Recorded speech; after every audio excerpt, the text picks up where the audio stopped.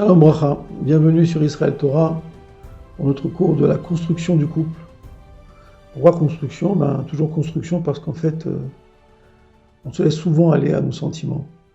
Et nos bons sentiments ne sont pas toujours ce qu'il faudrait avoir, parce qu'en vérité, comme on l'avait expliqué au tout début, à chaque élévation extraordinaire, il y a une chute, une dégringolade merveilleuse, un bijou.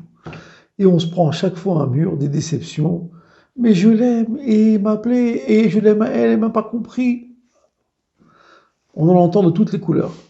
Pas comme ça que ça fonctionne. En vérité, on a posé la question, avec quel membre est-ce que l'on aime? On voit avec les yeux, on écoute avec les oreilles, on parle avec la bouche, on marche avec les pieds. Avec quel muscle, avec quel organe est-ce que l'on aime? Le monde entier va me répondre, surtout l'Occident, je l'adore l'Occident. Si vous savez comme je l'aime celui-là. Avec le cœur? Eh bien non. Parce qu'en vérité, l'amour n'est pas le sentiment que tu crois que c'est, que ça te brûle dans ta poitrine, et que ton corps est en émulsion, et que tu es en train de t'élever. Ça sert à rien. C'est que ce que tu ressens, le vrai amour, il est calme. Il va très très loin. Il t'amène au bout du monde. Il te permet d'avoir des merveilles, de construire toute ton existence, de faire des bonnes affaires, d'aimer ta femme et tes enfants. Mais il est calme. Tu ne ressens rien. Quand tu penses en ton père et ta mère que tu aimes très fort, tu n'es pas en train de cramer, tu n'es pas en train de brûler. Tu es calme.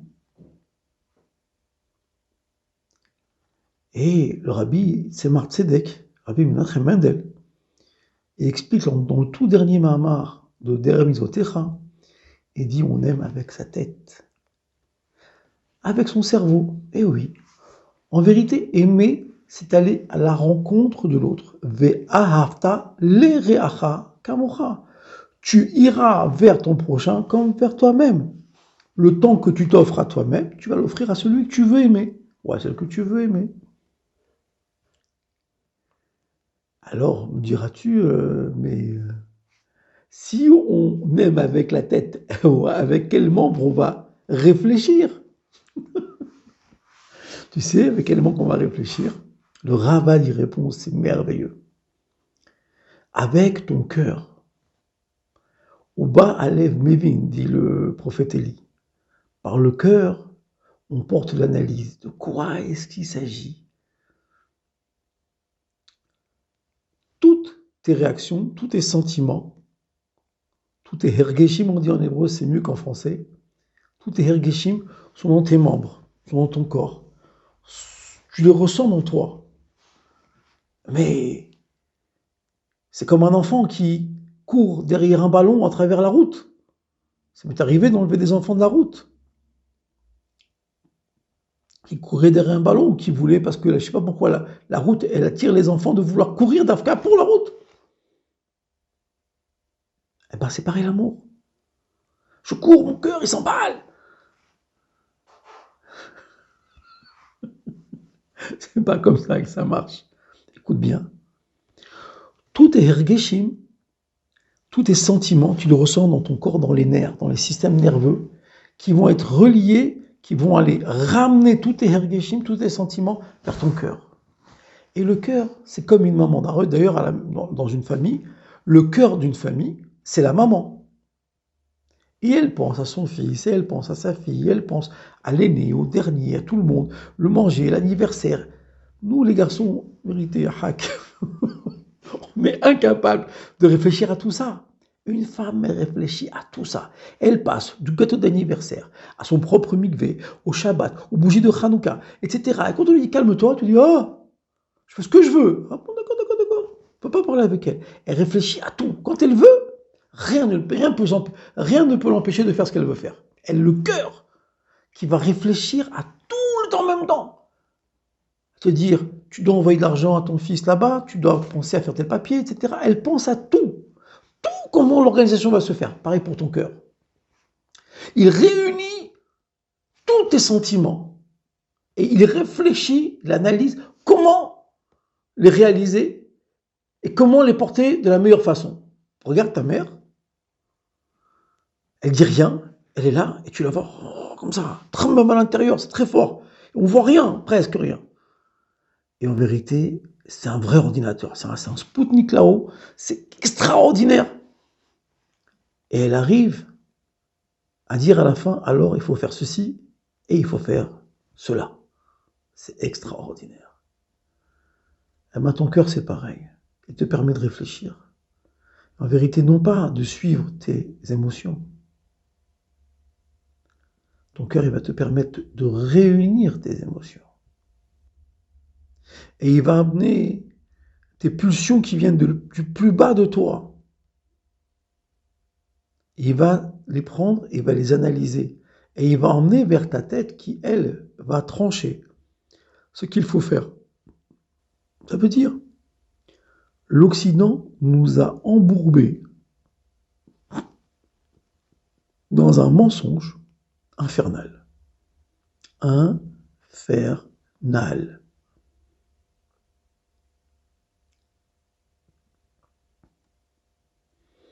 Les Grecs, ils voulaient enlever de nous le sentiment, le hergesh, que la Torah vient de Dieu et qu'une mitzvah, c'est pour servir Dieu. Mais tu sais quoi? Nous, on fait le même truc à l'envers. En vérité, la Torah nous dit, tu prends la matière, tu prends une orange, tu prends toutes sortes de choses, une voiture, ton travail, l'argent, l'amour de ton épouse, l'amour de tes enfants, tes amis, toute ta vie, ton travail, tes affaires. Et dans tous ces sujets-là, on peut y trouver la grossièreté, dans le sens de chomriout, ça veut dire rechercher que de ce, excusez-moi l'expression, de se baffrer. Les gens ne mangent pas, ils parlent, Rahman al-Islam, ils parlent de bouffer. Et nous, on veut enlever, comme les Grecs, qu'est-ce qu'ils veulent faire les Grecs? Enlever le sentiment du divin, et bien nous, on veut faire la même chose qu'eux. On veut extirper de la matière la grossièreté, la bestialité, et la transformer cette matière en un ustensile pour recevoir la présence de Dieu, la bénédiction, la santé, l'amour et tout ce que tu as besoin. Une fois, un ami m'a raconté qu'on était à la montagne et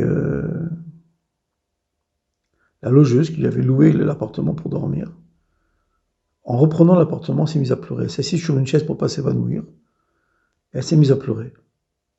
Alors il était gêné, il a donné de l'eau. Asseyez-vous, je vous en prie, madame. Il avait sa femme qui était là-bas. Ils étaient gênés. Qu'est-ce qui vous arrive?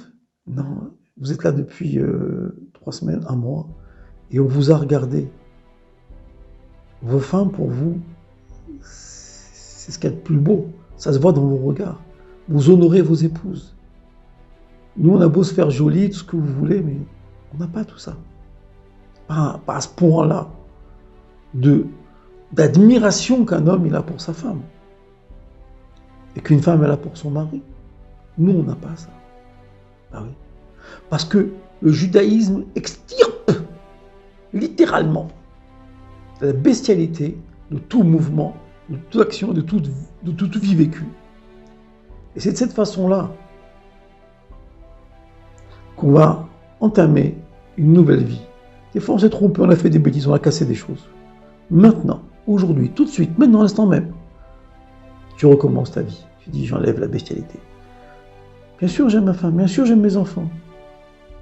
Bien sûr, j'aime manger, bien sûr, j'aime. Nous, on a quelque chose que personne au monde n'a. Tous les Shabbats, dîner aux chandelles avec du vin et du pain, mon frère. Il n'y a pas de télévision. Tu kiffes ta famille. Et je t'en passe d'autres encore. Le peuple juif sont des vrais consommateurs. Juste, ils prennent la consommation de tout ce qui se passe dans le monde et ils en font une demeure pour Dieu. Shabbat Shalom ou Mevorach.